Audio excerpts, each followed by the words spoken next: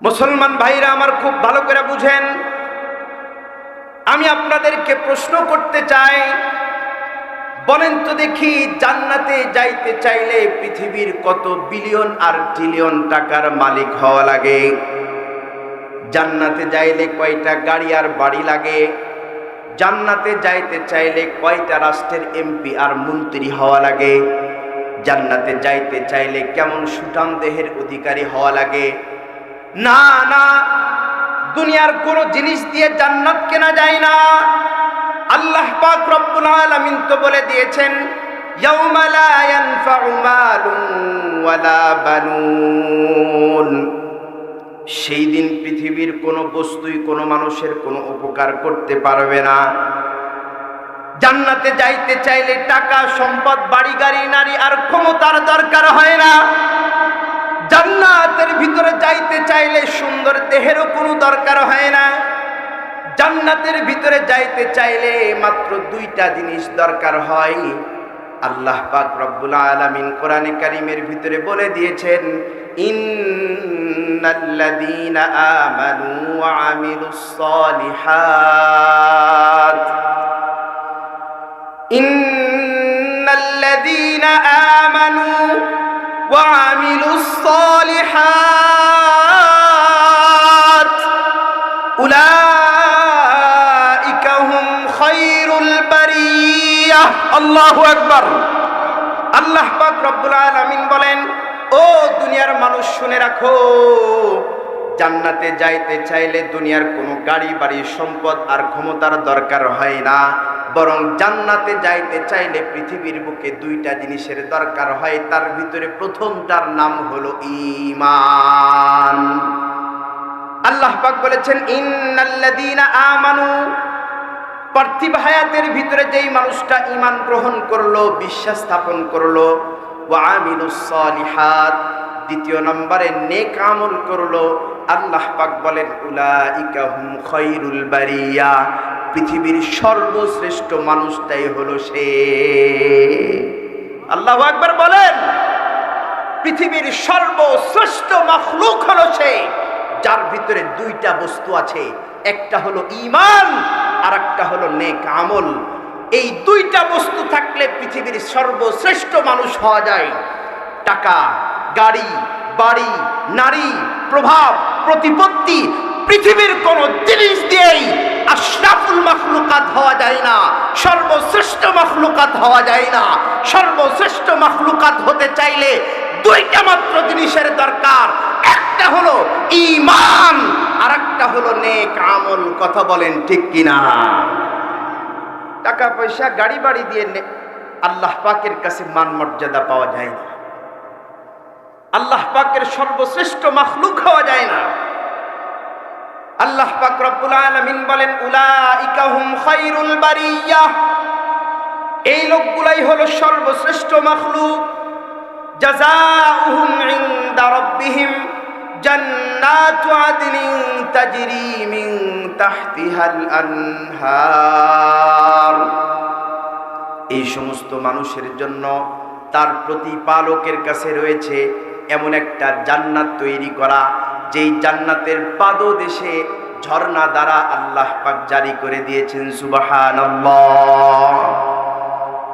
খালিদিনা ফিহা আবাদা, এই জান্নাতের ভিতরে তাদেরকে ঢুকাইতে হবে, তারা এই জান্নাতের ভিতরে প্রবেশ করবে, আর কোনোদিন জান্নাত থেকে বের হবে না। ইন্নাল হামদালিল্লাহ, আলহামদুলিল্লাহি নাহমাদুহু ওয়া নাস্তাঈনুহু ওয়া নাস্তাগফিরুহু ওয়া নু'মিনু বিহি ওয়া নাতাওয়াক্কালু আলাইহি ওয়া নাউযু বিল্লাহি মিন শুরুরি আনফুসিনা ওয়া মিন সাইয়্যাতি আ'মালিনা।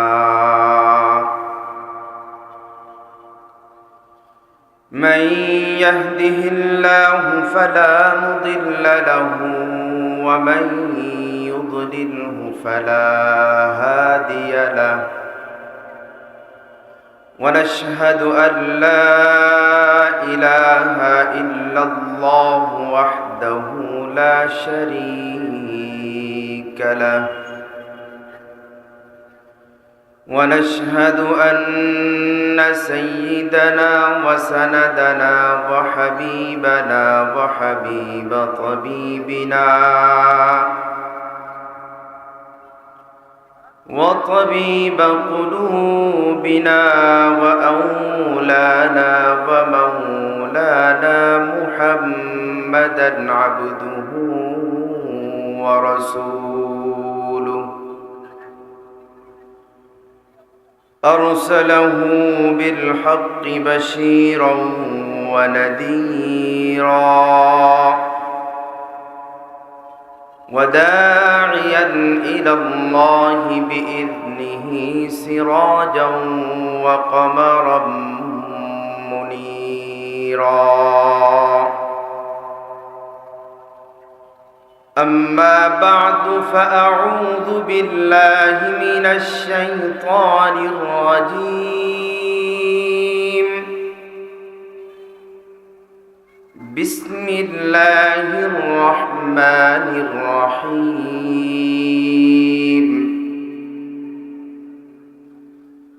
إن الذين آمنوا وعملوا الصالحات أولئك هم خير البرية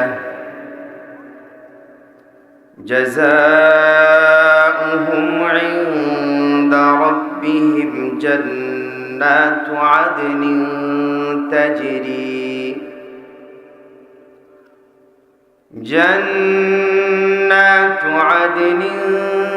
تجري من تحتها الأنهار خالدين فيها أبدا صدق الله مولانا العظيم وصدق رسوله النبي الأمي الكريم ونحن على ذلك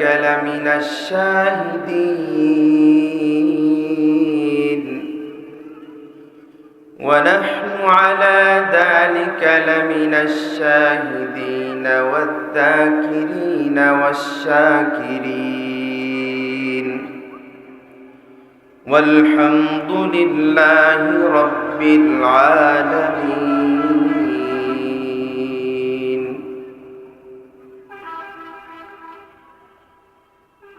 সকলে একটু মুহাব্বতের সাথে দরুদ শরীফ পড়ি اللهم صل على محمد وعلى آل محمد كما صليت على إبراهيم وعلى آل إبراهيم إنك حميد مجيد اللهم بارك على محمد وعلى آل محمد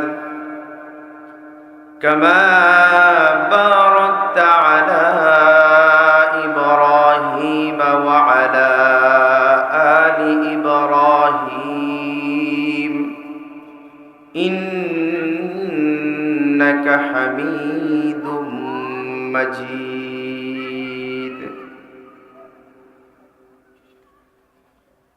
আল ফুরকান ফাউন্ডেশন পিংনাশ সরিষাবাড়ি জামালপুরের উদ্যোগে আয়োজিত 2 দিনব্যাপী তাফসীরুল কোরআন মাহফিলের আজকের প্রথম দিনের সম্মানিত সভাপতি, উপস্থিত হযরতে উলামা একরাম, বিভিন্ন মাদ্রাসা থেকে সমাগত আজিজ তোলাবা, আমার সম্মুখপানে উপবিষ্ট বিভিন্ন পাড়া মহল্লা অঞ্চল থেকে সমাগত দিনপ্রিয় ধর্মপ্রাণ মুসলমান ভাইরা, পর্দার আড়ালের পরম শ্রদ্ধা মা বোনেরা, সর্বপ্রথম আমি শুকরগুজার হচ্ছি মহান আল্লাহ পাক রব্বুল ইজ্জাতের দরবারে আলিশানে, যিনি আমাদেরকে অত্যন্ত দয়া করে, মায়া করে, মোহাব্বত করে, ভালোবেসে আমাদের প্রত্যেকের হায়াতকে আজকের এই পর্যন্ত দীর্ঘায়িত করে সুস্থ সবল রেখে বহু মানুষ থেকে ছাঁটাই বাছাই করে আজকের এই রহমতি বরকতি সামিয়ানার নিচে এসে বসার, দিনই কিছু কথা বলা এবং শোনার জন্য তৌফিক দান করেছেন। এজন্য আমরা সেই মহান মহিয়ানের দরবারে আলিশানে অন্তরের অন্তঃস্থল থেকে ভক্তি, শ্রদ্ধা, ভালোবাসা সহকারে সমবেত কণ্ঠে একটু জোর আওয়াজে, আবেগ আলো কণ্ঠে একটু একবার কালিমাতুশ শুকুর আদায় করি। সকলেই বলি আলহামদুলিল্লাহ। সম্মানিত সুধী, আজকের এই তাফসীরুল কোরআন মাহফিলে অধিবেশনের এই মুহূর্তে সম্ভবত আপনারা আসরের পর থেকে নিয়ে পর্যন্ত বিভিন্ন ওলামায়ে কেরামের জবান থেকে অত্যন্ত গুরুত্বপূর্ণ আলোচনা শুনতেছিলেন। আল্লাহ পাক রব্বুল ইজ্জাত আমাকে প্রথম দিনের এই অধিবেশনের ঠিক এই মুহূর্তে উপস্থিত করে দিয়েছেন। আমিও মহান আল্লাহ পাক রব্বুল ইজ্জাতের উপরে পূর্ণ আস্থা এবং ভরসা রেখে তার পবিত্র কালামুল্লাহ শরীফ থেকে একটি আয়াত আপনাদের সামনে তিলাওয়াত করেছি। তিলাওয়াতকৃত আয়াতকে সামনে রেখে অল্প কিছু সময় আপনাদের সামনে বর্তমান উম্মতের প্রেক্ষাপটে অত্যন্ত গুরুত্বপূর্ণ কিছু আলোচনা তথ্যভিত্তিক পেশ করার প্রয়াস করব। আপনারাও দোয়া করেন আল্লাহ পাক রব্বুল ইজ্জাত যেন এই অল্প সময়ের ভিতরে আমার জবান থেকে অত্যন্ত গুরুত্বপূর্ণ ইখলাসের সাথে হেদায়েতি কিছু কথা বের করার তৌফিক দান করেন, বলেন আমিন। সম্মানিত সুধী, এখনো পর্যন্ত মাঠের অনেক জায়গা খালি আছে, সবাই উপস্থিত হতে পারেনি। দেখেন, আমাদের সামনে দুই ধরনের বাস্তবতা আমরা সম্মুখীন হই। এক ধরনের বাস্তবতা এমন আছে যেগুলাকে আমরা দেখতে পারি, শুনতে পারি, ধরতে পারি, স্পর্শ করতে পারি। যেই বস্তুগুলাকে দেখা যায়, শোনা যায়, ধরা যায়, স্পর্শ করা যায়, এ ধরনের বস্তুর প্রতি এ পৃথিবীর সকল মানুষের বিশ্বাস আছে। কি বলেন? যে একজন পাগল, বুদ্ধি প্রতিবন্ধী, সেও কিন্তু বলতে পারে যে এখন রাত্রি নাকি দিন। কেন? রাত কখন হচ্ছে আর দিন কখন হচ্ছে এটা মানুষ চোখের মাধ্যমেই দেখতে পারে। কিন্তু কিছু বাস্তবতা এমন আছে যেগুলাকে দুই চোখে দেখা যায় না, হাতে স্পর্শ করা যায় না, মুখের স্বাদে আস্বাদন করা যায় না, নাকেও শোনা যায় না, নাকেও শোকা যায় না, কানেও শ্রবণ করা যায় না। কিন্তু এগুলা দৃশ্যত বস্তুর চাইতেও বড় মহাবাস্তব। পৃথিবীতে যে সমস্ত বস্তুকে দেখা যায়, দৃশ্যত বস্তু, এগুলাকে বিশ্বাস করা এবং না করার ভিতরে কোনো ফজিলত আল্লাহ পাক রাখেন না। কিন্তু যে সমস্ত বস্তুকে দেখা যায় না কিন্তু তাহা মহাসত্য, এই সমস্ত বস্তুর উপরে বিশ্বাস স্থাপন করলেই মানুষ সর্বোত্তম মানুষ রূপে রূপান্তরিত হয়। বলেন তো দেখি, ঈমানের যতগুলো শাখা আছে এগুলা কি দেখা যায়? আল্লাহকে দেখা যায়? একটু জোর আওয়াজে বলতে হবে, আল্লাহকে দেখা যায়? কোরআন আল্লাহ পাকের কিতাব, কোরআনের আগে বহু কিতাব আসছে, একটাকে দেখেছি আমরা। পয়গম্বররা আসছিলেন অনেকে, আমরা একজনকেও দেখি। ফেরেশতাদের উপরে বিশ্বাস রাখতে হবে, আমরা দেখেছি। কিয়ামত এবং আখিরাত, জান্নাত, জাহান্নামের উপরে আমাদের বিশ্বাস স্থাপন করতে হবে, একটাও কি দেখা যায়? তাহলে যে বস্তুগুলো দৃশ্যত নয়, এগুলোর উপরে বিশ্বাস স্থাপন করার নাম হলো ঈমান। আর এই ঈমানের কারণেই মানুষের এত মর্যাদা আল্লাহ পাক দান করেছেন। সুবহানাল্লাহ বলেন। সম্মানিত সুধী, এই মুহূর্তে আমার মনে হয় এই মাইক থেকে যদি একটা ঘোষণা দেওয়া হয় যে আল ফুরকান ফাউন্ডেশনের উদ্যোগে আয়োজিত আজকের এই তাফসিরুল কোরআন মাহফিলের ভিতরে ফেরেশতাদের আগমন ঘটেছে, বলেন তো দেখি, এইরকম একটা ঘোষণা পাওয়ার পরে অত্র এলাকার মানুষজনকে কি এখানে জায়গা দেওয়া যাবে? যাবে না।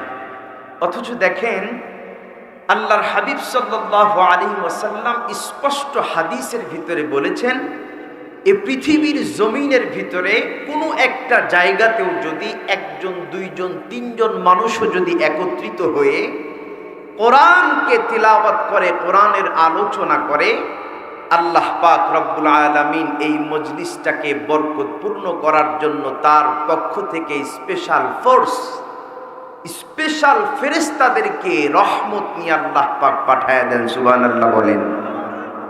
তার মানে আল্লাহর রাসূল কি মিথ্যা কথা বলেন? জোরে বলেন। নবীজি মিথ্যা কথা বলছেন কখনো? না। আল্লাহর রাসূল যেহেতু মহা সত্য বাণী আমাদের কাছে পৌঁছে দিয়ে গেছেন, এর অর্থ হলো এ কথা সত্য। এই মজলিসের ভিতরে যেহেতু আমার আগেও কেউ কোরআন হাদিস ছাড়া কথা বলে নাই, আমিও আলহামদুলিল্লাহ কোরআন দিয়েই শুরু করেছি, এর মানে কোরআন থেকেই আলোচনা করব। আমার পরে যারা আসবেন, যারা আলোচক আসবেন, আলোচনা করবেন, তারাও কোরআন হাদিস দিয়েই আলোচনা করবেন। কি বলেন? তার মানে নবীজির ভাষ্যমতে এই মুহূর্তে এই মজলিসের ভিতরে শুধু আমি আর আপনি উপস্থিত হয়েছি তা নয়, বরং শত শত ফেরেশতা আল্লাহ পাকের রহমত নিয়ে এই মুহূর্তে আমাদের সাথে শামিল আছে। সুবহানাল্লাহটা একটু আস্তে হয়ে গেল। যত জোরে সুবহানাল্লাহ বলবেন, আল্লাহ পাক আরো রহমত উপর থেকে বেশি করে বর্ষণ করবেন। সুবহানাল্লাহ বলেন। সুবহানাল্লাহ। সম্মানিত সুধী, আমি আপনাদের সামনে একটা বিষয় নিয়ে আলোচনা করব, সেটা হলো ঈমানের গুরুত্ব। আমি আজকে যেই সাবজেক্ট নিয়ে আপনাদের সামনে আলোচনা করব তা হলো ঈমানের গুরুত্ব। কেন? একটা জিনিসের মূল্য যদি বুঝে না আসে, সেই জিনিসকে আমরা মূল্যায়ন করতে পারি। স্বর্ণকে যদি না চিনি, সেটাকেও পায়ের লাথিতে এদিক সেদিক ফালায় দিতে প্রস্তুত। আর লোহাকে যদি চিনেও থাকি, তাহলে সেটাকেও কাদার ভিতর থেকে উঠায়া পরিষ্কার করে ঘরের ভিতরে আনার চেষ্টা করি। কথা বলেন ঠিক কিনা? এটার ভিতরে পার্থক্যটা কোথায়? স্বর্ণকে চিনি নাই, তাই সে পায়ের লাথি খেয়ে সরে গেছে, আর একটা লোহার টুকরা চেনার কারণে তাকে মূল্যায়ন করেছি। যেহেতু ঈমান একটা বহুত বড় সম্পদ, এটাকে যদি আমরা দিল থেকে না চিনি, ঈমানের মূল্যায়ন আমরা করতে পারবো না। এজন্য ঈমানের মূল্যবোধ আমাদের ভিতরে থাকা দরকার, আছে না নাই? সম্মানিত সুধী, খুব ভালো করে বুঝবেন। আমি আপনাদের সামনে এই কথাটি পেশ করার জন্য একটি ভূমিকা আপনাদের সামনে তুলে ধরব, খুব ভালো করে বুঝবেন। এই পৃথিবীতে আল্লাহ পাক রব্বুল আলামিন যত মানুষ পাঠাইছেন, আমাদের হায়াতের শুরু থেকে শেষ পর্যন্ত কত অসংখ্য অগণিত নিয়ামত আল্লাহ পাক দান করেছেন, তার কোনো গণনা করে কেউ শেষ করতে পারবে না। আল্লাহ পাক এজন্য নিজেই কোরআনে কারীমের ভিতরে বলে দিয়েছেন, ও দুনিয়ার মানুষ, আমার নিয়ামত কত তোমাকে দান করেছি, এইটা গণনা করার ব্যর্থ চেষ্টা করো না। কারণ ইন তাউদ্দু নি'মাতাল্লাহি লা তুহসুহা, যদি আমার নিয়ামতকে তোমাদের পিতা আদম থেকে শুরু করে কিয়ামতের আগ পর্যন্ত যত মানুষ পৃথিবীর বুকে আসবে, সবাই মিলে একত্রে আমার নিয়ামতকে যদি গণনা করতে চাও তাহলে তোমরা গণনা করে শেষ করতে পারবা না। সুবহানাল্লাহ বলেন। এত নিয়ামত আল্লাহ পাক আমাদেরকে দান করেছেন। আল্লাহ পাক রব্বুল আলামিন এই পৃথিবীতে মানুষকে যত সম্পদ আর নিয়ামত দান করেছেন তার ভিতরে সর্বশ্রেষ্ঠ সবচেয়ে মহামূল্যবান সম্পদের নাম হলো ঈমান। সবচেয়ে মহামূল্যবান সর্বশ্রেষ্ঠ মহামূল্যবান সম্পদের নাম হলো ঈমান। অর্থাৎ একজন মানুষকে আল্লাহ পাক রব্বুল আলামিন এই দুনিয়াতে জন্মগতভাবে সুন্দর চেহারা দিয়ে সৃষ্টি করেছেন। জন্মের পরেই জন্ম হয়েছে তার এক প্রভাবশালী একটা সম্ভ্রান্ত পরিবারে। স্বর্ণের চামচ মুখে দিয়েই তার জন্ম। টাকা পয়সা অর্থ সম্পদ কোনো কিছুর তার অভাব নাই। সন্তান প্রভাব প্রতিপত্তি, এক কথা এই পৃথিবীতে একজন মানুষ যতটুকুন সুখের অধিকারী হতে পারে, যতটুকুন সুখ শান্তি পাইতে পারে, আল্লাহ পাক রব্বুল আলামিন ওই মানুষটাকে তামাম দুনিয়ার সব সুখ দান করেছে। কিন্তু একটা সম্পদ আল্লাহ পাক দেন নাই, সেটা হলো ঈমান। তাহলে প্রকৃত পক্ষে ওই লোকটাকে আল্লাহ পাক কোনো সম্পদই দান করে নাই। প্রকৃত পক্ষে আল্লাহ পাক এই লোকটাকে কোনো সম্পদই দান করে নাই। পক্ষান্তরে একজন মানুষকে আল্লাহ পাক রব্বুল আলামিন জন্ম দিয়েছেন একটা গরিব দুস্থ পরিবারে, অথবা জন্মের পরে পরিবারই পায়নি, থাকার মতো কোনো জায়গা নেই। এখানে সেখানে রাস্তার মোড়ে যেখানে রাত সেখানে কাত, খাবার জন্য দুবেলা দুমুঠো ভাত পর্যন্ত তার জোগাড় হয় না, দেখতেও খুব একটা সুন্দর না। এক কথা পৃথিবীর বুকে সবচেয়ে একজন নিঃস্ব ব্যক্তি, যাকে আল্লাহ পাক কিছুই দেয় নাই। কিন্তু আল্লাহ পাক রব্বুল আলামিন ওই লোকটার কলবের ভিতরে একটা সম্পদ দান করেছে, তার নাম হলো ঈমান। তাহলে আল্লাহ পাক রব্বুল আলামিন এই লোকটাকে পৃথিবীর সমস্ত সম্পদের চাইতে, সব সুখ আর শান্তির চাইতে হাজার হাজার গুণে বড় সম্পদ আল্লাহ পাক এই লোকটিকে দান করেছেন। সুবহানাল্লাহ বলে। তাহলে ঈমান এত বড় সম্পদ আমাদের জীবনে, যার কাছে আমার পরিবারও কিছু না, আমার সন্তান কিছু না, আমার স্ত্রী কিছু না, আমার সম্পদ কিছু না, আমার চেয়ার কিছু না, আমার ক্ষমতাও কিছু না, টোটাল পৃথিবীর কোনো কিছুই ঈমানের এক কিঞ্চিত সমতুল্য গ্রহণ করতে পারে না। ঈমান হলো আমাদের জীবনের এত বড় মহামূল্যবান সম্পদ। সম্মানিত সুধী, ঈমান যে আমাদের জীবনের সবচেয়ে মহামূল্যবান সম্পদ, এই কথাটি বোঝার জন্য ছোট্ট একটি ভূমিকা আপনাদের বুঝতে হবে। তাহলে খুব ভালো করে বুঝবেন।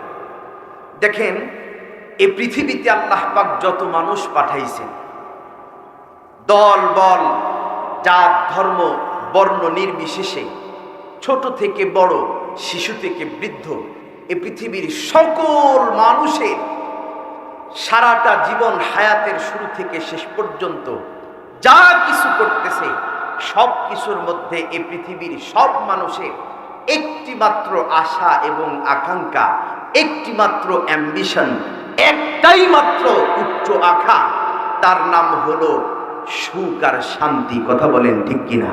পৃথিবীর কোথাও পূরণ হওয়ার কোনো সম্ভাবনা নাই। এই চাওয়া এবং পাওয়া পূরণ হইতে চাইলে একটা জায়গাতে যাইতে হবে, তার নাম হলো জান্নাত।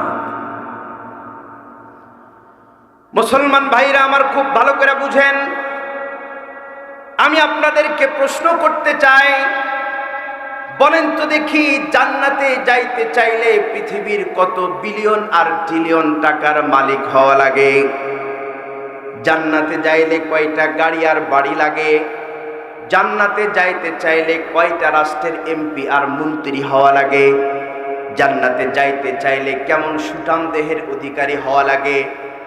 না না, দুনিয়ার কোনো জিনিস দিয়ে জান্নাত কেনা যায় না।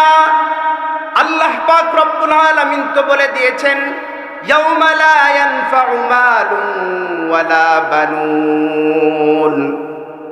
সেই দিন পৃথিবীর কোনো বস্তুই কোনো মানুষের কোনো উপকার করতে পারবে না। জান্নাতে যাইতে চাইলে টাকা, সম্পদ, বাড়ি, গাড়ি, নারী আর ক্ষমতার দরকার হয় না। জান্নাতের ভিতরে যাইতে চাইলে সুন্দর দেহেরও কোনো দরকার হয় না। জান্নাতের ভিতরে যাইতে চাইলে মাত্র দুইটা জিনিস দরকার হয়। আল্লাহ পাক রব্বুল আলামিন কোরআনে কারীমের ভিতরে বলে দিয়েছেন, ইন্নাল্লাযীনা আমানু ওয়া আমিলুস সালিহাত, ইন্নাল্লাযীনা আমানু ওয়া আমিলুস সালিহাত উলাইকা হুম খায়রুল বারিয়াহ। আল্লাহু আকবার। আল্লাহ পাক রব্বুল আলামিন বলেন, ও দুনিয়ার মানুষ শুনে রাখো, জান্নাতে যাইতে চাইলে দুনিয়ার কোনো গাড়ি, বাড়ি, সম্পদ আর ক্ষমতার দরকার হয় না। বরং জান্নাতে যাইতে চাইলে পৃথিবীর বুকে দুইটা জিনিসের দরকার হয়। তার ভিতরে প্রথমটার নাম হলো ঈমান। আল্লাহ পাক বলেছেন, ইন্নাল্লাযীনা আমানু, পার্থিব হায়াতের ভিতরে যেই মানুষটা ঈমান গ্রহণ করলো, বিশ্বাস স্থাপন করলো, ওয়া আমিলুস সালিহাত, দ্বিতীয় নম্বরে নেক আমল করলো, আল্লাহ পাক বলেন উলাইকা হুম খায়রুল বারিয়া, পৃথিবীর সর্বশ্রেষ্ঠ মানুষটাই হলো সে। আল্লাহু আকবার বলেন, পৃথিবীর সর্বশ্রেষ্ঠ মাখলুক হলো সে যার ভিতরে দুইটা বস্তু আছে, একটা হলো ঈমান আর একটা হলো নেক আমল। এই দুইটা বস্তু থাকলে পৃথিবীর সর্বশ্রেষ্ঠ মানুষ হওয়া যায়। টাকা, গাড়ি, বাড়ি, নারী, প্রভাব, প্রতিপত্তি, পৃথিবীর কোন জিনিস দিয়েই আশরাফুল মাখলুকাত হওয়া যায় না, সর্বশ্রেষ্ঠ মাখলুকাত হওয়া যায় না। সর্বশ্রেষ্ঠ মাখলুকাত হতে চাইলে দুইটা মাত্র জিনিসের দরকার, একটা হলো ঈমান আর একটা হলো নেক আমল। কথা বলেন ঠিক কিনা? টাকা পয়সা, গাড়ি, বাড়ি দিয়ে আল্লাহ পাকের কাছে মান মর্যাদা পাওয়া যায় না, আল্লাহ পাকের সর্বশ্রেষ্ঠ মাখলুক হওয়া যায় না।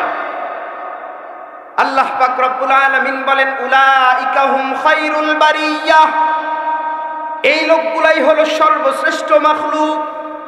জাযাউহুম ইনদা রাব্বিহিম জান্নাতু আদনিন তাজরি মিন তাহতিহাল আনহার।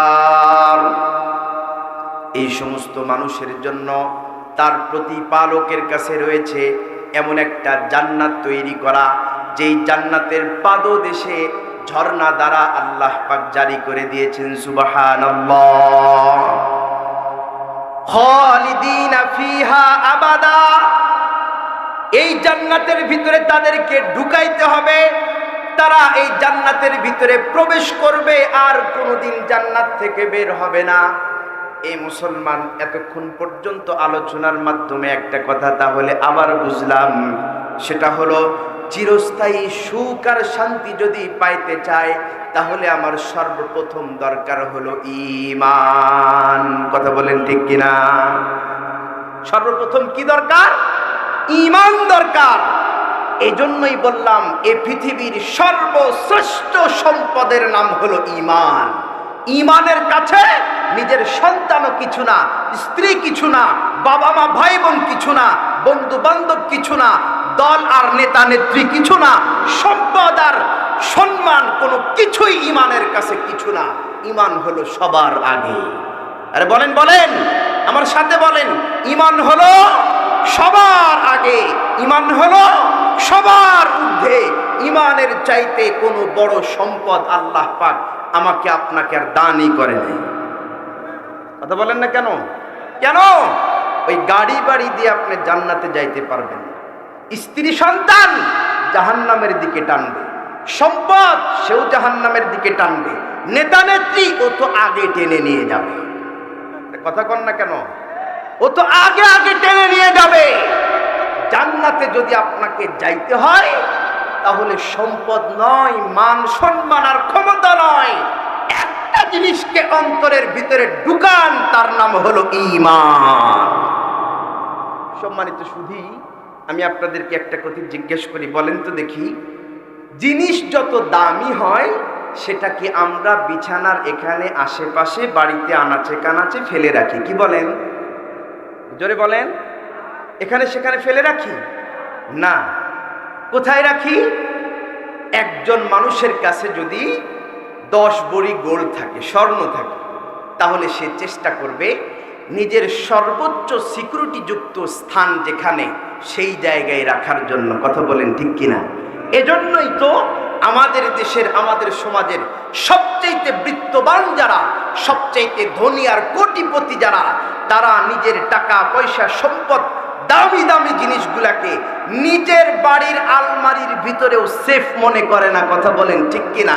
তারা নিজের সম্পদগুলোকে দেশের ভিতরে, বিদেশের ভিতরে সবচাইতে হাই সিকিউরিটি যুক্ত জায়গার ভিতরে, লকারের ভিতরে ঢুকায় রাখে। কেন? কারণ সম্পদ যত দামি হবে, চুরি হওয়ার সম্ভাবনাও তত বেশি থাকবে। কথা বলেন না কেন? সম্পদ যত দামি, তার চোর আর ডাকাত আর বাটপার বড় সাংঘাতিক হবে। মুসলমান, এ পৃথিবীতে সর্বশ্রেষ্ঠ সম্পদ যেহেতু ঈমান, তার যে চোর আর ডাকাত সে বড় সাংঘাতিক। সাংঘাতিক চেনেননি তারে? চেনেন? ঈমানের ডাকাতের নাম কি কোন তো দেখি? জোরে বলেন। অনেকে বলতেই ভয় পাইতেছে, তো চেনেই না। চোরকে যদি আপনি না চেনেন তাহলে সম্পদ হেফাজত করবেন কেমনে? বলেন বলেন। কে আপনার শত্রু আর কে আপনার বন্ধু, এইটা যদি না চেনেন, কাছের মানুষটা পর্যন্ত আপনার মাথায় গুলি করে দুনিয়া থেকে উড়াইয়া দিবে। কথা বলেন না কেন? ওই যে আমাদের মাঝ থেকে আজকে চলে গেল হাদি ভাই, তার পাশে থাকতো সবসময়, তার কাছে থাকতো ওই ঘাতক, টের পাই নাই, শত্রুকে চিহ্নিত করতে পারে নাই, দুনিয়ার মায়া ত্যাগ করে তাকে চলে যাইতে হয়। আল্লাহ পাক তাকে জান্নাতুল ফেরদাউস নসিব করে। শাহাদাতের মৃত্যু আল্লাহ পাক, শহীদ হিসাবে আল্লাহ পাক তাকে গণনা করেন, আল্লাহ পাক তাকে কবুল করেন। বলেন আমিন। সম্মানিত শুধু বলতেছিলাম, ঈমানের চোর আর বাটপারকে যদি আপনি না চিনতে পারেন, তাহলে ঈমান কেউ রক্ষা করতে পারবেন না। ঈমান কেউ রক্ষা করা যাবে না। ঈমানের চোর এবং বাটপারের নাম কি? একটু জোর আওয়াজে বলবেন। বলেন বলেন, আরো জোরে বলেন। শয়তান, শয়তান, শয়তান। এটা আমি বলি। আল্লাহ পাক কত রহম দিল। আল্লাহ পাক আমাদেরকে, আমাদের আসল বাড়ি তো জান্নাতের ভিতরে, সেখান থেকে কয়দিনের জন্য দুনিয়ার ভিতরে পাঠাইলেন। পাঠানোর সাথে সাথে আল্লাহ পাক সতর্ক করে দিলেন, সাবধান, যেই জায়গায় যাইতেছো সেখানে তোমার প্রধান শত্রু হলো শয়তান। আল্লাহ পাক রব্বুল আলামিন জানায় দিলেন, ইন্নাশ শাইতানা লিল ইনসানি আদুউম মুবিন। ও দুনিয়ার ঈমানদারেরা, খুব ভালো করে শুনে রাখো, পৃথিবীর বুকে তোমাদের জন্য সবচেয়ে প্রধান এবং প্রকাশ্য শত্রুর নাম হলো শয়তান। শয়তান আমাদের কোন দিন থেকে শত্রু? যেই দিন আল্লাহ পাক রব্বুল আলামিন বাবা আদমকে সৃষ্টি করে জান্নাতের ভিতরে ফেরেশতাদেরকে সহ করে কুল কায়নাতকে অর্ডার করেছিলেন সিজদা করার জন্য। আমরা সকলেই জানি সমস্ত ফেরেশতারা সেই দিন সিজদা করলেও শয়তান কিন্তু বন্ধুরা আমার সিজদা করে নাই। কথা মনে আছেনি? শয়তান যখন সিজদা করলো না, আল্লাহ পাক রব্বুল আলামিনের সাথে বড় অহংকার দেখালো। আল্লাহ পাক রব্বুল আলামিন সাথে সাথে তার উপরে অর্ডার জারি করে দিল, ফাখরুজ মিনহা ফাইন্নাকা রাজিম। শয়তান, আমার হাতের শ্রেষ্ঠ মাখলুককে তুমি সিজদা করতে পারলা না, আমি অর্ডার করলাম তাও করলা না, জিজ্ঞাসা করলাম আমার সাথে বাক বিতণ্ডিতায় লিপ্ত হইলা। এত বড় দৃষ্টতা দেখানোর কারণে আমি আল্লাহ তোমাকে অভিশপ্ত করলাম, চির অভিশপ্ত। ফাখরুজ মিনহা, বের হও এখনই জান্নাত থেকে, ফাইন্নাকা রাজিম, আজ থেকে চিরজীবনের জন্য তুমি একটা অভিশপ্ত প্রাণী। শয়তান যখন বন্ধুরা আমার অভিশপ্ত হয়ে জান্নাত থেকে চিরস্থায়ী সুখের ঠিকানা থেকে বন্ধুরা আমার জাহান্নামের ঠিকানা গ্রহণ করে নিল, জাহান্নামের দিকে জান্নাত থেকে যখন বের হয়ে আসতেছে, আল্লাহ পাক রব্বুল আলামিনের কাছে তখন আরজি পেশ করতেছে শয়তান, আল্লাহ, যেই আদমের কারণে আমি আজকে চিরস্থায়ী সুখের ঠিকানা হারাইলাম, শুধু তাই না, বরং জাহান্নামের মতো একটা ভয়ানক জায়গা আমার চিরস্থায়ী সুখের চিরস্থায়ী ঠিকানা হয়ে গেল। আমি তোমার কাছে একটা জিনিস চাই, সর্বপ্রথম তুমি আমার হায়াতটাকে কিয়ামত পর্যন্ত লম্বা করে দাও। সর্বপ্রথম চাইছে হলো আমার হায়াতটাকে তুমি কিয়ামত পর্যন্ত লম্বা করে দাও। সম্মানিত, শুধু এখানে একটা সুন্দর একটা কথা আছে। কি কথা? দেখেন, আমাদের ভিতরে অনেক মানুষ আছে আল্লাহর কাছে চাইতেও ভয় করে। কথা বলেন না কেন? আল্লাহর কাছে চাইতেও ভয় করে, মনে মনে চিন্তা করে যে আমি তো অনেক গুনাহগার, তাহলে আমি আল্লাহর কাছে চাইলে কি আমার দোয়া আল্লাহ কবুল করবে? নাও করতে পারে। কথা বলেন না কেন? এরকম একটা ধারণা আমাদের ভিতরে আছে না নাই? আল্লাহর কাছে চাইতেও ভয় করে, অথচ পৃথিবীর সবচেয়ে অভিশপ্ত প্রাণী শয়তান আল্লাহকে চিনেছিল, আল্লাহর কাছে চাইতে ভয় করে নাই, কারণ সে জানে আল্লাহ হলো রাজ্জাক, আল্লাহ হলো ওয়াহ্হাব। আল্লাহ পাক চাইলে সব কিছু দিতে পারেন, কোনো ওসিলা ছাড়াই দিতে পারেন। আল্লাহু আকবার বলেন। শয়তান যেহেতু আল্লাহ পাককে চেনে, জানে যে উনি কেমন দাতা, উনি কেমন রাজ্জাক, কেমন ওয়াহ্হাব, শয়তান পর্যন্ত আল্লাহর কাছে চাইছে। 100 বছর 200 বছর চাই না। আমরা যদি হাত উঠাই আল্লাহর কাছে, যদি হায়াত চাই, খুব বেশি থেকে বেশি হলো আল্লাহ 100 বছর একটু হায়াত দিও। কি বলেন? 150 বছর চাওয়ার সাহসই করি না। কথা বলেন ঠিক কিনা? কেন? 150 বছর কেউ বাঁচে নাকি? ওটা কি আল্লাহ পাক দিবে নাকি? আমরা এটা মনে করি। কিন্তু দেখেন, শয়তান অভিশপ্ত হওয়ার পরেও আল্লাহর কাছে চাইতেছে 1 বছর, 1000 বছর, 1,00,000 বছর, কিয়ামত পর্যন্ত হায়াত চাইছে। আল্লাহ পাক বলছেন, ঠিক আছে, আমি তোকে দিয়ে দিলাম। আরো একটু ধীরে কোন সুবহানাল্লাহ। আল্লাহ পাক এমন রাজ্জাক, এমন ওয়াহ্হাব, শয়তানকে পর্যন্ত চাইলেও দিয়ে দেয়। তাহলে আমাদের মতো গুনাহগাররা চাইতে কিসের ভয়? কথা বলেন না কেন? কোনো ভয় নাই। আল্লাহ বলেছেন, উজিবু দাওয়াতাদ দাঈ ইদা দাআন। পৃথিবীর কোন মানুষ যদি আমার কাছে চায়, আমি দেওয়ার জন্য সর্বদা প্রস্তুত আছি। চাইতে কোনো ভয় করবে না। সম্মানিত সুধী, শয়তান তখন বের হইতেছে আর আল্লাহর কাছে বলতেছে, প্রথম চাওয়া, আল্লাহ তুমি আমাকে 100 বছর কিয়ামত পর্যন্ত হায়াত দাও। দ্বিতীয় নাম্বার, আল্লাহর কাছে শপথ নিয়ে শয়তান বলতেছে, লা উযিয়ান্নাহুম আজমাইন। মুসলমান ভাইরা, আমার কথাগুলো খুব ভালো করে বুঝবেন।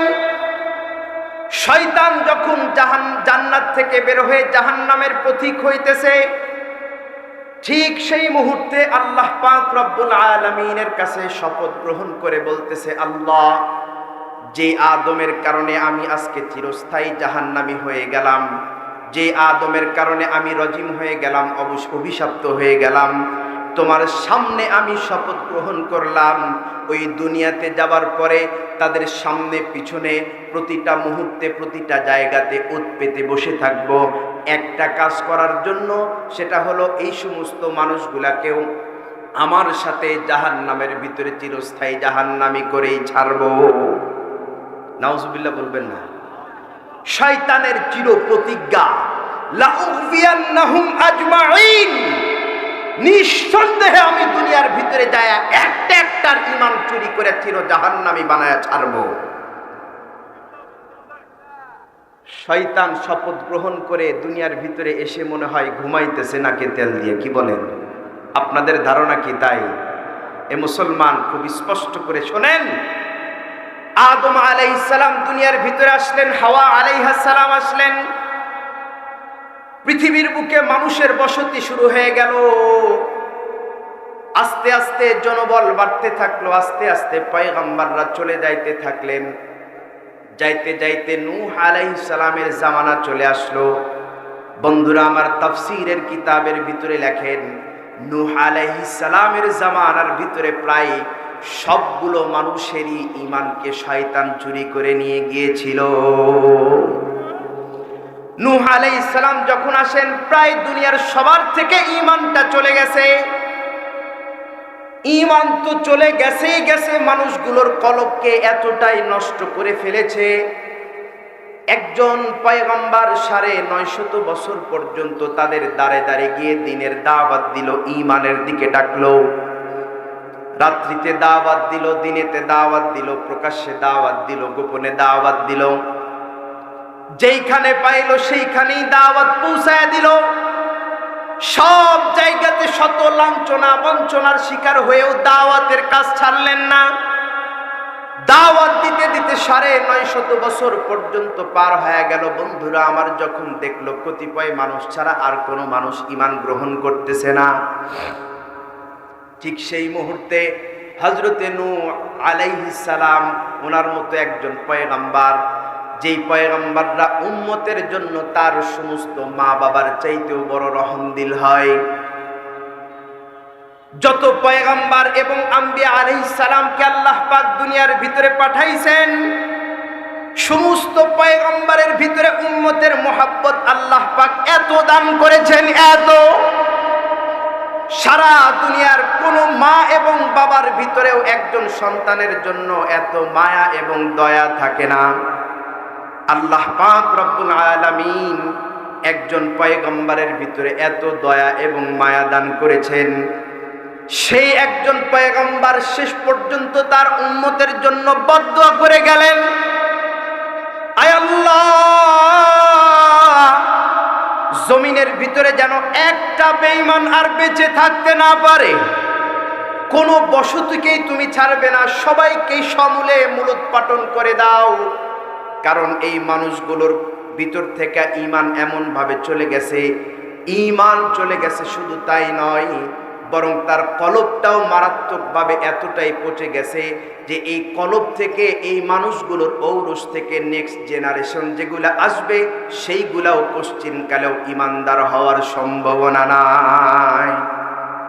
এতটাই মারাত্মক পর্যায়ে পৌঁছে গেছে ঈমান হারা হয়ে, যে তাদের সন্তানগুলো আর ঈমানদার হওয়ার সম্ভাবনা নাই। সম্মানিত সুধী, শয়তান কি তার কাজে বিফল নাকি সাকসেস হয়েছিল? আরে জোরে বলেন। ওই জামানার কথা বাদ দিলাম, বর্তমান বিশ্বের পরিসংখ্যানটা একটু দেখেন না, তাকান না একটু। সারা পৃথিবীর ভিতরে কোটি কোটি মানুষের আজকে বসবাস। বলেন তো দেখি, সারা দুনিয়ার সব মানুষ কি ঈমানদার? আরে জোরে বলেন। আমার কথা কি আপনারা বুঝতেছেন না? বুঝতেছেন? বলেন তাহলে, সারা দুনিয়ার সব মানুষ কি ঈমানদার? না, সব মানুষ কিন্তু ঈমানদার না। 50% ঈমানদার। আরে জোরে বলেন, 50%ও ঈমানদার নয়। সম্মানিত সুধী, অর্ধেকও নয়, 3 ভাগের 1 ভাগও নয়। বর্তমান পরিসংখ্যান অনুযায়ী সারা বিশ্বের যত মানুষ আছে, সমস্ত মানুষের ভিতরে মাত্র কোয়ার্টার ভাগ, 4 ভাগের 1 ভাগ হলো মুসলমান। তাও আবার মুসলমানের কত কোয়ালিটি আছে। শিয়া আছে, কাদিয়ানীদের মতো কাফেররাও আছে, আউল বাউলদের মতো ঈমান হারা মানুষও এই সংখ্যার ভিতরে আছে। কথা বলেন। তাহলে চিন্তা করেন, শয়তান এই পৃথিবীর মানুষের সবচেয়ে মহামূল্যবান সম্পদটা কতজনের থেকে নিয়ে গেছে? কতজন থেকে নিয়ে গেছে? বাকি রইল আমরা, এই কোয়ার্টার ভাগ মুসলমান। আমাদের ঈমানের অবস্থাও তো খুব জটিল। কথা বলেন ঠিক কিনা? আমাদের ঈমানের অবস্থাটা কেমন, আমি বুঝার জন্য আল্লাহ রাসূলের একটা হাদিস আপনাদের সামনে পাঠ করে শোনাই। শোনেন, সবাই এটার থেকে বুঝতে পারবেন আমার ঈমানের অবস্থাটা কি। নবীজি সাল্লাল্লাহু আলাইহি ওয়াসাল্লাম বলেছেন, মান রাআ মুনকারান ফালইউগাইয়িরহু বিয়াদিহি ফাইন লাম ইস্তাতি' ফাবিকলবিহি ফাইন লাম ইস্তাতি' ফাবিলিসানিহি ওয়া যালিকা আযআফুল ঈমান। মুসলমান ভাইরা আমার, আল্লাহর হাবিব সাল্লাল্লাহু আলাইহি ওয়াসাল্লাম বলতেছেন, একজন মুমিনের সামনে যদি কোনো একটা গর্হিত কাজ, শরীয়ত বিবর্জিত কাজ সংগঠিত হতে দেখে, তাহলে ওই মুমিনের সর্বপ্রথম দায়িত্ব, ঈমানের তাকাদা হলো ওই কাজটাকে ক্ষমতা এবং হাতের বলে তাকে প্রতিহত করা। হাতের মাধ্যমে যদি প্রতিহত করার শক্তি না থাকে, মুসলমানদের ক্ষমতায় যদি চলে যায়, ক্ষমতার মাধ্যমে যদি সেই অপকর্মটাকে বন্ধ করতে না পারে, নবীজি সাল্লাল্লাহু আলাইহি ওয়াসাল্লাম বলতেছেন ফাবিলিসানিহি, তাহলে ওই সময় তার ব্যবহার করবে আল্লাহর দেওয়া জুবানটাকে, অর্থাৎ ভাষার মাধ্যমে ওই গর্হিত কাজটার প্রতিবাদ করবে, প্রতিহত করবে। এ যুবক ভাইরা খুব দিল দিয়া শোনেন, নবীজি সাল্লাল্লাহু আলাইহি ওয়াসাল্লাম বলেন, অবস্থা যদি এতই নাজুক হয়ে যায়, ক্রাইসিস যদি হয়ে যায় যে এখন মুসলমানরা কথা বললেও ধরে ধরে জেলের ভিতরে ঢুকায়া দেয়, হক কথা বললেও জেলে বন্দী হওয়া লাগে, সত্যের প্রতিবাদ, জুলুমের প্রতিবাদ করলেও তাকে জীবনটা পর্যন্ত বিসর্জন দেওয়া লাগে। কথা বলেন ঠিক কিনা? নবীজি বলেন, যদি পরিস্থিতি এমন খারাপ হয়ে যায়, হাতের মাধ্যমে, ক্ষমতার মাধ্যমেও প্রতিবাদ প্রতিহত করতে পারতেছে না, জুবানকে ব্যবহার করেও প্রতিবাদ প্রতিহত করতে পারতেছে না, তাহলে সর্বনিম্ন, সবচাইতে সর্বনিম্ন একজন ঈমানের দায়িত্ব হলো ওই গর্হিত কাজটাকে তার অন্তর থেকে ঘৃণা করা। ওই হারাম কাজ, ওই অন্যায় কাজ, ওই জুলুম কাজটাকে কমপক্ষে নিজের দিল থেকে ঘৃণা করা। মুসলমান ভাইরা আমার কথাগুলো খুব ভালো করে বুঝবেন। নবীজি এই কথা বলার পরে বলতেছেন, ওয়াদালিকা আযআফুল ঈমান, ও পৃথিবীর মুমিনরা মনে রেখো, এটা হলো ঈমানের সর্বনিম্ন স্তর, এর নিচে আর ঈমানের কোনো স্তরই নেই। আমি আপনাদেরকে জিজ্ঞেস করতে চাই, আমাদের সমাজের ভিতরে গর্হিত কাজ খুব কম হয় এখন, আর কথা বলেন না কেন? আপনাদের কি জবান নাই, খান নাই কিছু নাকি? জেনা কম হয়, সুদ ঘুষ, অন্যায়, অবিচার, মানুষ খুন, আরে কথা কয় না, কম হয় না? অনেক বেশি। এদেশের 90% তো মুসলমান, তাহলে সেই 90% মুসলমানের রাষ্ট্রের ভিতরে এই সুদ কে খায়, এ অন্যায় কে করে, এ অবিচার কে করে, এই খুন কে করে, এ অশ্লীলতা কারা করে? নিঃসন্দেহে বলতে হবে এগুলা আমাদের ভিতরে কুলাঙ্গার মুসলমানগুলোই করে।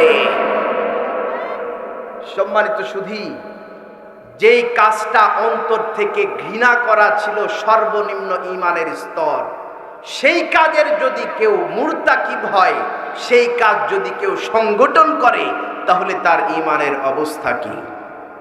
কথা বলেন না কেন? যে মানুষটা আল্লাহ পাকের দেওয়া বিধানকে, স্পষ্ট হালালকে হারাম মনে করবে, স্পষ্ট হারামকে হালাল মনে করবে, তার ঈমান থাকে না। স্পষ্ট ফতোয়া, হারামকে যদি কেউ হালাল মনে করে তার ঈমানই থাকে না। আজকের বহু কাজ আছে এমন ভাবে মানুষ করতেছে, এটা যে গুনাহ তাই তো মনে নাই, এটা যে গুনাহ তাই তো মনে নাই। আজকের যুবকরা এতটাই বেপরোয়া হয়ে গেছে, মুসলমানদের যুবক জিনার পরে জিনা করে, হারাম রিলেশনের ভিতরে লিপ্ত হয়ে জিনা করতেছে, তাও আবার গর্বের সাথে বন্ধু বান্ধবের সামনে নিজের জিনার কথা উন্মুক্ত করে, ব্যক্ত করে। শুধু তাই নয়, সেঞ্চুরির সেলিব্রেশন পর্যন্ত করে। কথা বলেন না কেন?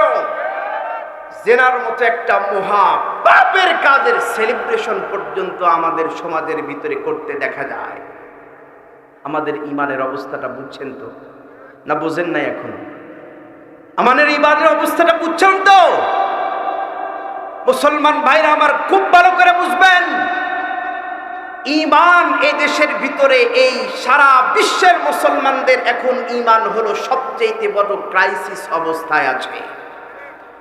সারা বিশ্বের সমস্ত মুসলমানদের শয়তান কিন্তু কোনো সম্পদ চায় না, কোনো টাকা পয়সা গাড়ি বাড়ি লুটপাট করতে আসে নাই, মুসলমানদের কোনো গদিও হারাইতে আসে নাই, বরং শয়তানের এক নাম্বার টার্গেট হলো ঈমান।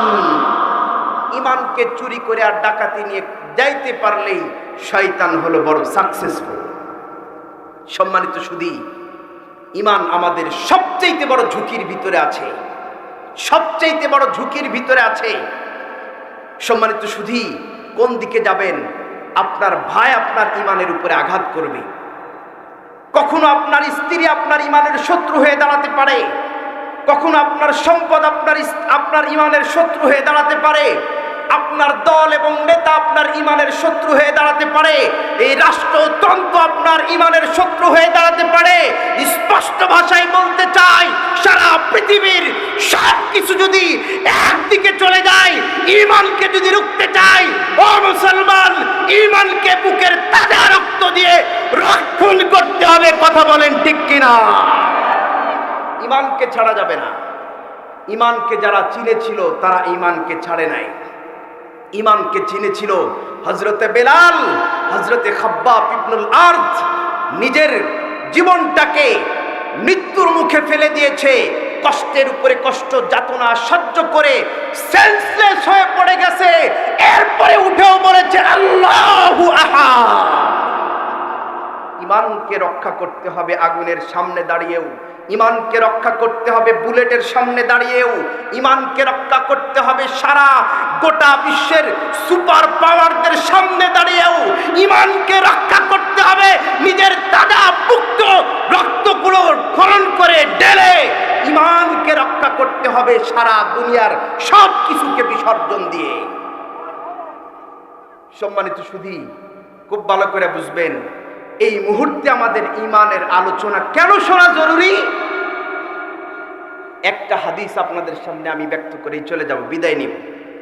নবীজি সাল্লাল্লাহু আলাইহি ওয়াসাল্লাম বলেন, আখিরি জামানা আসার আগে বাদিরু বিল আমালি ফিতানান কাকিতাইল লাইলিল মুযলিম। ও দুনিয়ার মানুষ, আমার উম্মতেরা, আখিরি জামানায় সেই অন্ধকারের ফিতনা আসার আগেই তোমরা বেশি বেশি আমল করো, যেই ফিতনাটা হবে ভুরকুটে অন্ধকারের মতো।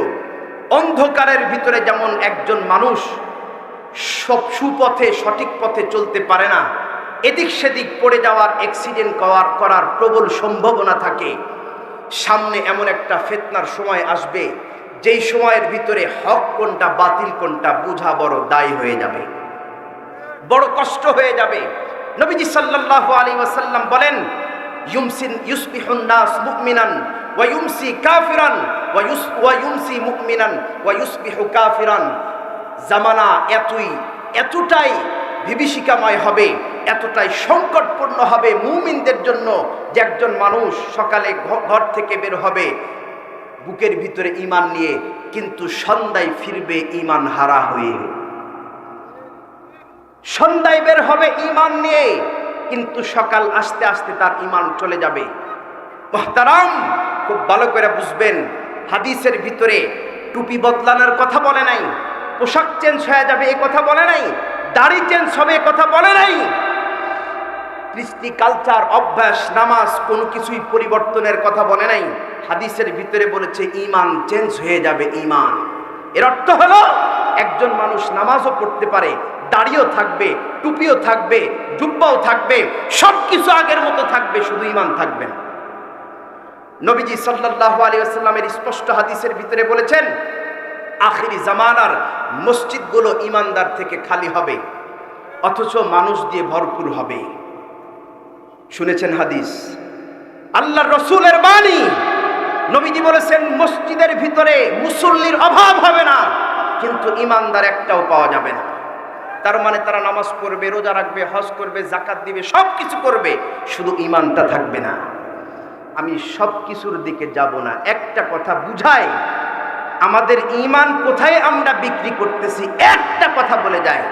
দেখেন, আমাদের সমাজের ভিতরে অনেকেই নামাজ, রোজা, হজ, যাকাত সব কিছু মানে, অনেক শিক্ষিত মানুষও নামাজ পড়ে, রোজা রাখে, হজ করে, যাকাত দেয়, সব কিছু ঠিক আছে, কিন্তু যদি বলেন যে কোরআনের রাষ্ট্র কায়েম করতে হবে, কথা বলেন, যদি বলেন এই রাষ্ট্র চালাইতে হবে কোরআনের সংবিধানে, দেখবেন একদল মুসলমানের গাত্রদাহ শুরু হয়ে যাবে।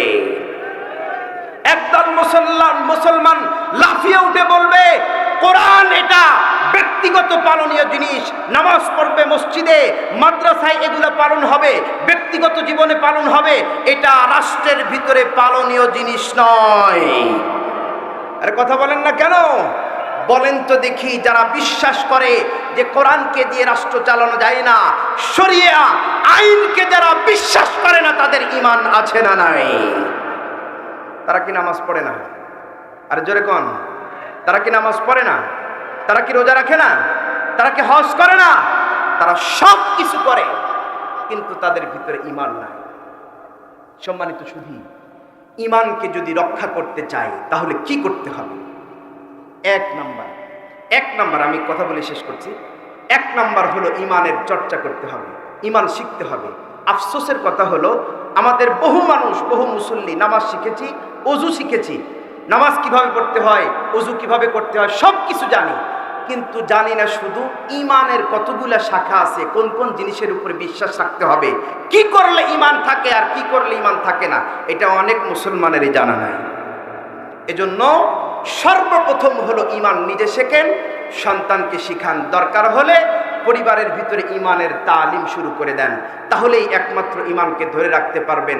আল্লাহ পাক রব্বুল আলামিন মৌত পর্যন্ত আমাদের ঈমানকে সিনার ভিতরে হেফাজত করেন, বলেন আমিন। ওয়া আখিরু দাওয়ানা আলহামদুলিল্লাহি রাব্বিল আলামিন।